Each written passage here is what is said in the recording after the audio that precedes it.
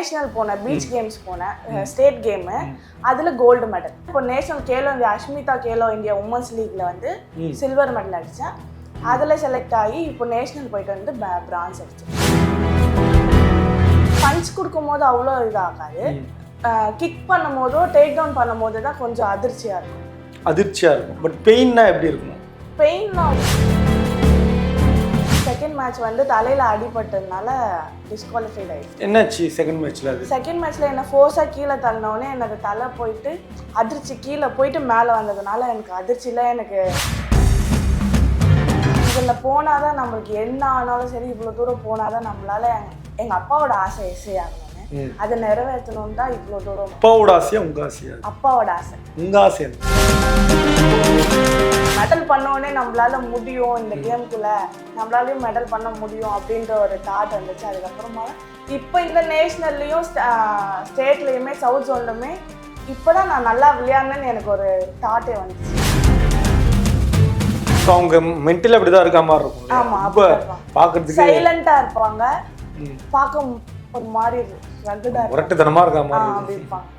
So நீங்கள் அதை feel பண்ணிருக்கீங்களா, நம்மளும் அந்த மாதிரி மாறுறோம் அப்படின்ற மாதிரி? ஃபீல் பண்ணியிருக்கேன். என்னோட ஆப்போனன்ட் வந்து ரொம்ப ஃபோர்ஸாக என்னை புஷ் கிக் பண்ணிட்டான். சரி நம்மளும் பண்ணுவோம்னு சொல்லிட்டு போயிட்டு புஷ் கிக் பண்ணோன்னே. ஸோ இது வந்து கவர்மெண்ட் உங்களுக்கு எதுவும் சப்போர்ட் பண்ணல இது வரைக்கும்? கவர்மெண்ட் எதுவும் கொடுக்கல.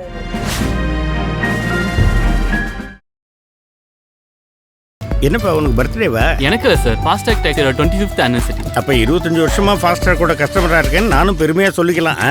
Download Fastrack taxi app now.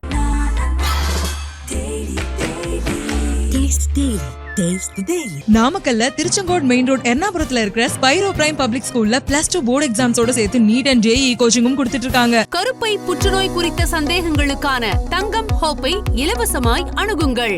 உலக தமிழர்களுக்கு வணக்கம். இது கிங் டிவி. இன்றைக்கு நம்மோடு சிறப்பு நேர்காணலில் பென்காக் ஸ்லாட் பிளேயர் திரு மோனிஷா அவர்கள் இன்றைய நிகழ்ச்சியில் இணைந்திருக்கிறார்.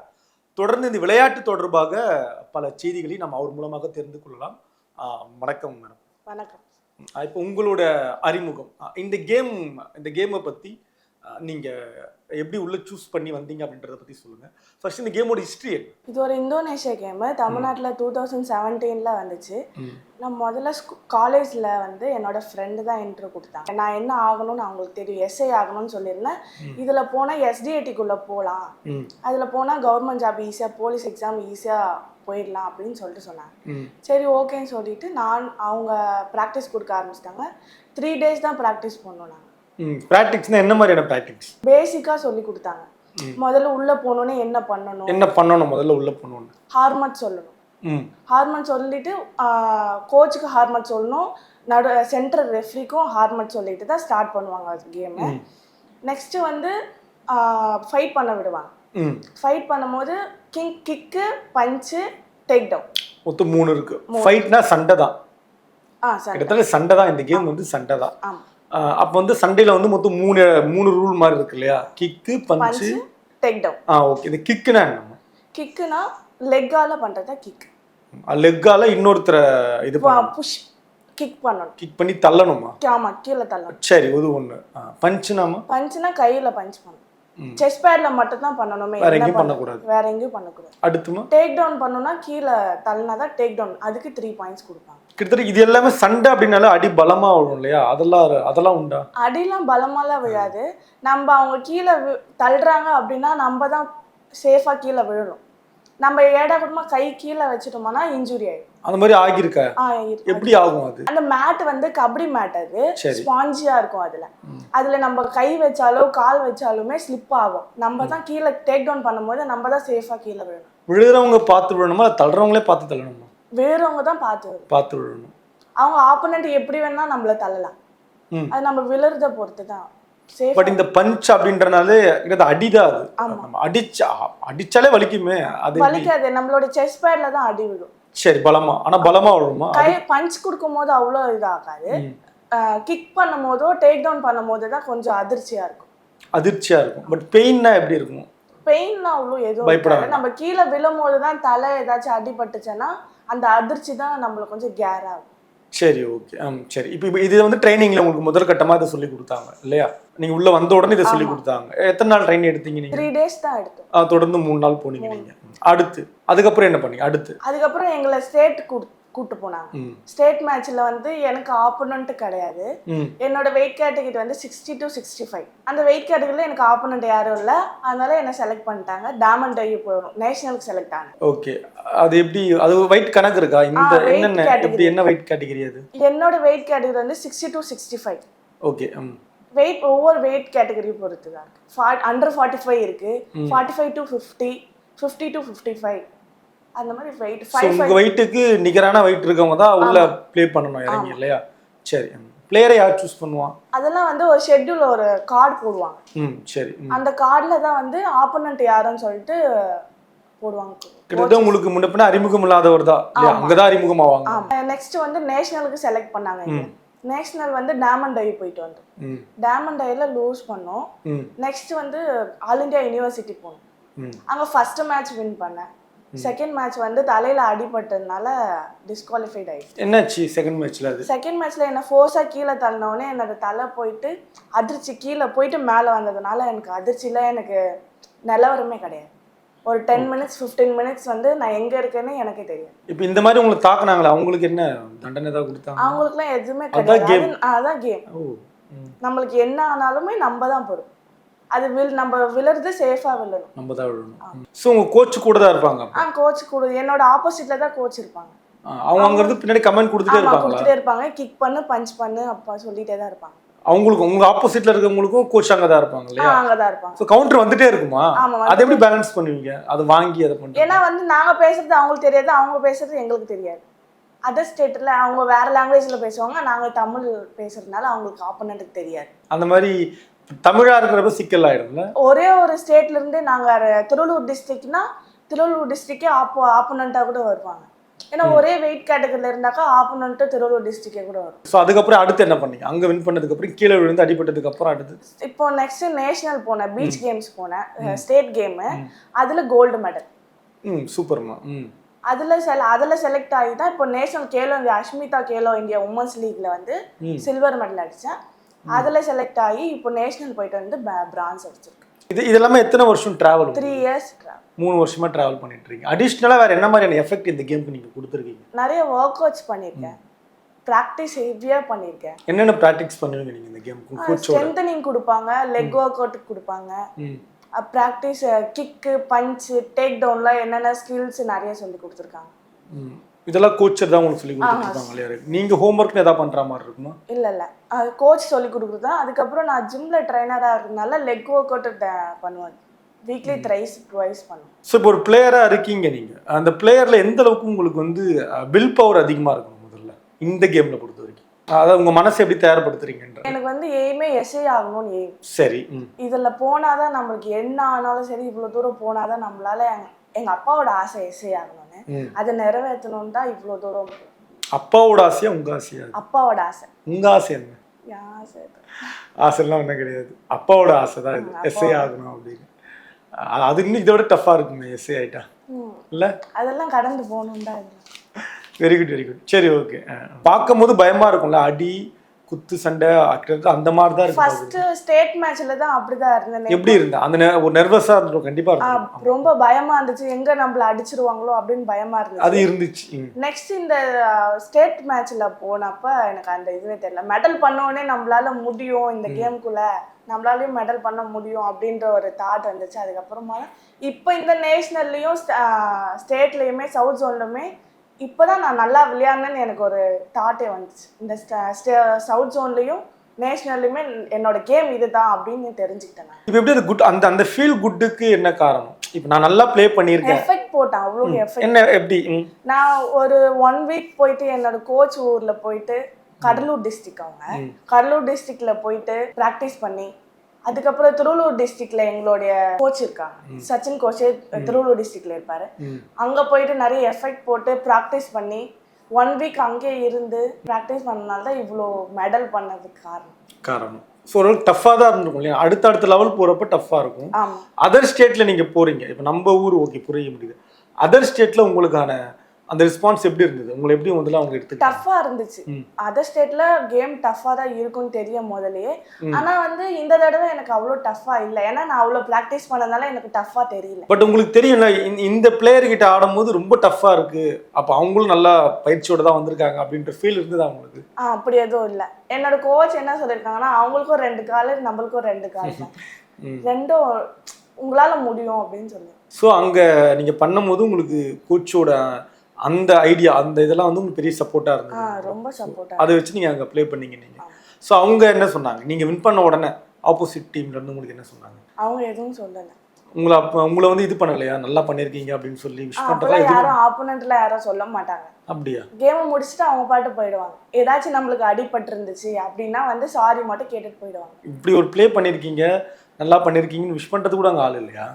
அப்பெல்லாம் இல்லை. எங்களுடைய கோச்சஸ் இருப்பாங்களா, அவங்க என் கூட வந்தவங்க மட்டும்தான் அந்த மாதிரி சொல்லுவாங்க, நல்லா பண்ணியிருக்க அப்படின்னு சொல்லி.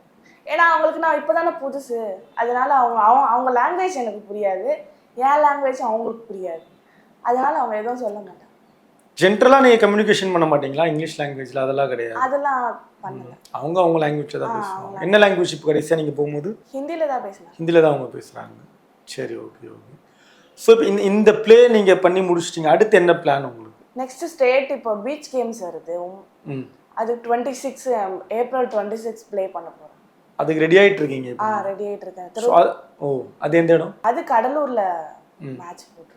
அதுக்கு எப்படி ட்ரெயின் எடுத்துட்டு இருக்கீங்க? ட்ரைனிங் போயிட்டு இருக்கு. கோச் ட்ரெயின் பண்ணிட்டு இருக்காங்க திருவள்ளூர் டிஸ்ட்ரிக்ட். ஸோ உங்க ஃபேமிலியை பத்தி, ஸோ நீங்க எங்க படிச்சீங்க, எப்படி வந்தீங்க, உங்க ஃபேமிலி எந்த அளவுக்கு சப்போர்ட்டா இருக்கு இந்த கேம்? திருவள்ளூர் டிஸ்ட்ரிக்ட்ல மேட்டுப்பாளையம் என்ற கிராமத்துல இருக்கு. கிராமம் இருக்கு. ஓகே, சரி. அங்க வரைக்கும் 9th வரைக்கும் அங்க படிச்சீங்க. அதுக்கப்புறம் அப்பாவும் அம்மாவும் இங்க வேலைக்கு, இங்க விஜிலன்ஸ் ஆஃபீஸ் அங்க வந்து கார்டனரா இருக்காங்க அப்பாவும் அம்மாவும். அங்க அது வரைக்கும் 9th வரைக்கும் அங்க படிச்சுட்டு இங்க 10th 11th 12th இங்க ஸ்கூல்ல படிச்சேன். இங்க எந்த இடம்? அசோக் பில்லர்ல படிச்சேன். அசோக் பில்லர்ல முடிச்சதுக்கு அப்புறம் ஸ்போர்ட்ஸ் யூனிவர்சிட்டியில வந்து காலேஜ் ஃபர்ஸ்ட் இயர் போனேன். அதுல ஹாஸ்டல் தான் 3 இயர்ஸுமே ஹாஸ்டல்ல இருந்தேன். இல்லை, இப்போ ஸ்கூல் முடிச்ச உடனே இந்த ஸ்போர்ட்ஸ் யூனிவர்சிட்டிக்கு வந்து இதுவும் எஸ்சி தான், அந்த ஐடியா தான் காரணமா? அப்பயே அந்த ஐடியாவோட தான் இருக்கீங்க? ஆமா, ஸ்போர்ட்ஸ் யூனிவர்சிட்டியில வந்து என்ட்ரானோ, அது உள்ள வந்து என்சிசியில இருந்தேன். என்சிசியில C சர்டிஃபிகேட் வரையும் முடிச்சிருந்தேன். அதுக்கப்புறம் காலேஜ்ல செகண்ட் இயர்ல தான் வந்து இந்த கேமுக்குள்ள என்ட்ரானேன். ஃபர்ஸ்ட் பீச் கேம்ஸ் போகும்போது எங்க வீட்டில் வேண்டாம், அவ்வளோ தூரம் போகணுமா அப்படின்னு சொல்லிட்டு இருந்தாங்க. எவ்வளோ தூரமா அது? குஜராத் போகணும், டாமண்டை. வேண்டான்ட்டாங்க. வேண்டாம், ஃபர்ஸ்ட் டைம்ன்றதுனால வேண்டான்னு சொல்லிட்டாங்க. அதுக்கப்புறம் நான் சொன்னேன், இது உள்ளே போனாக்கா எஸ்ஏ எக்ஸாம் ஈஸியாக கிடைக்கும் வேலை அப்படின்னு சொன்னோன்னே சரி ஓகேன்னு சொல்லிட்டு அனுப்பிவிட்டாங்க. நெக்ஸ்ட்டு வந்து பஞ்சாப் போனேன். பஞ்சாப் நேஷ்னல் ஆல் இண்டியாவுக்கு போனேன். அதில் எங்கள் வீட்டில் அனுப்ப மாட்டாங்கன்னு நானும் நினச்சிட்டு இருந்தேன். அதுக்கப்புறம் நீ போயிட்டு வா அப்படின்னு சொல்லிட்டு எங்கள் வீட்டில் அனுப்புனாங்க. அதுக்கப்புறம் ஜம்மு காஷ்மீரே வந்து வீட்டில் போக வேண்டாம், நீ எஸ்ஏ எக்ஸாம் கோச்சிங் கிளாஸுக்கு போ அப்படின்னு சொல்லிட்டு சொன்னாங்க. இப்போ எஸ்ஏ வந்து எக்ஸாம் விட்டுருக்காங்க, அதுக்கு படிக்கலான்னு சொல்லிட்டு இப்போ நேஷ்னல் போயிட்டு வந்ததுக்கப்புறம் நான் போகிறேன் அப்படின்னு சொல்லிட்டு வந்தேன்.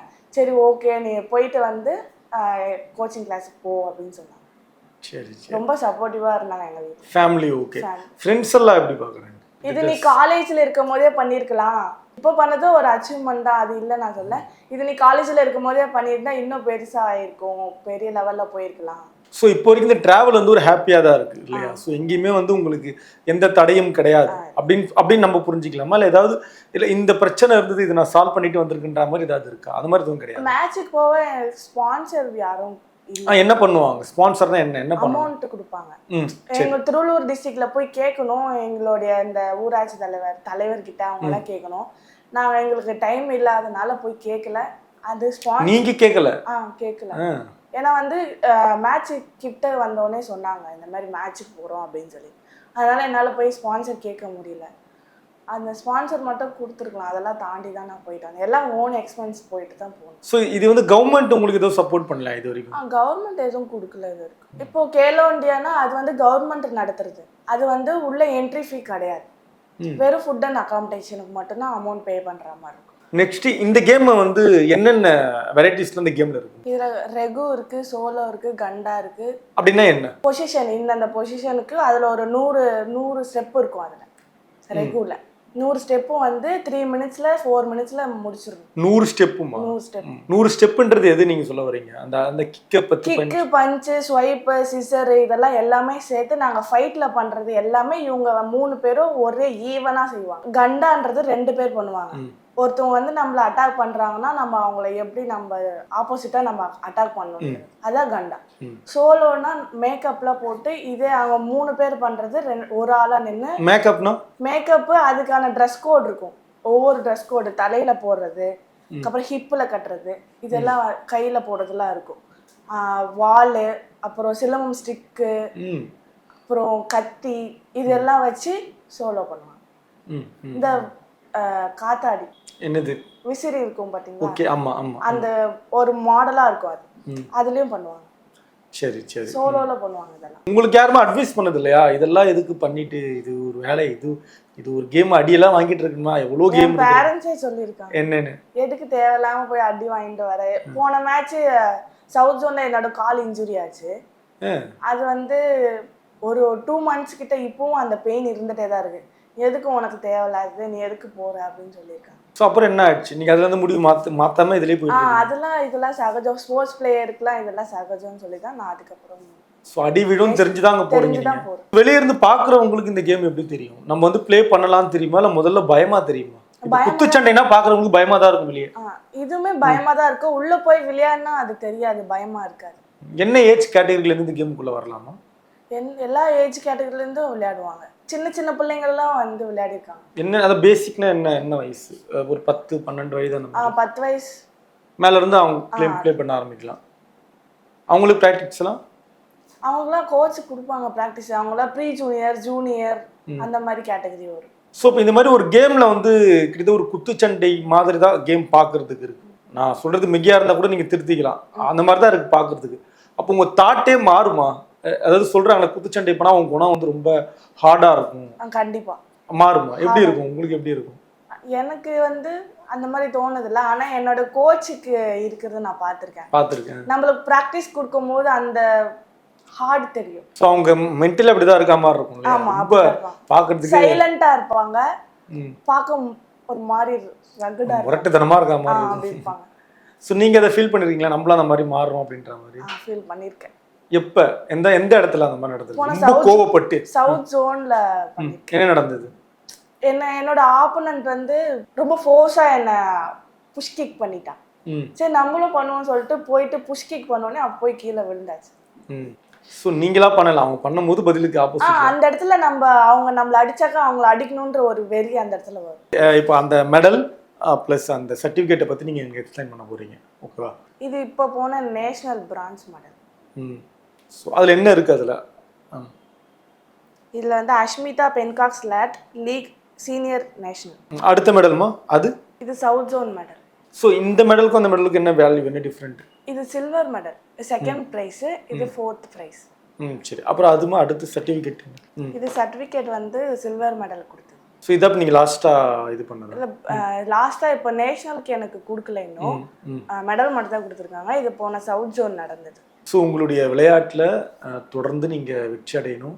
மேற்கொண்டு உங்களோட கனவு இலக்குன்னு ஒன்று இருக்கு இல்லையா, அந்த எஸ்ஐ ஆகணும், காவல்துறையில் நீங்கள் இணையணும் அப்படின்னு, இது எல்லாம் வந்து தொடர்ந்து நடக்க எங்களுடைய கிங் வலைக்காட்சி சார்பாக எங்களுடைய நன்றியும் வாழ்த்துக்களையும் உங்களுக்கு தெரிவிக்கிறோம். ரொம்ப நன்றி. என்னப்பா உனக்கு பர்த்டேவா? எனக்கு சார் ஃபாஸ்டாக் டேக்கரோட 25th anniversary. அப்போ 25 வருஷமா ஃபாஸ்ட்ராக் கூட கஸ்டமராக இருக்கேன்னு நானும் பெருமையாக சொல்லிக்கலாம்.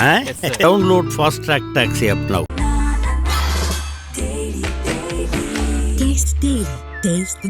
நாமக்கல்ல திருச்செங்கோடு மெயின் ரோட் எர்ணாபுரத்துல இருக்கிற ஸ்பைரோ பிரைம் பப்ளிக் ஸ்கூல்ல +2 போர்டு எக்ஸாம்ஸோட சேர்த்து நீட் அண்ட் ஜேஇ கோச்சிங்கும் கொடுத்துட்டு இருக்காங்க. கருப்பை புற்றுநோய் குறித்த சந்தேகங்களுக்கான தங்கம் ஹோப்பை இலவசமாய் அணுகுங்கள்.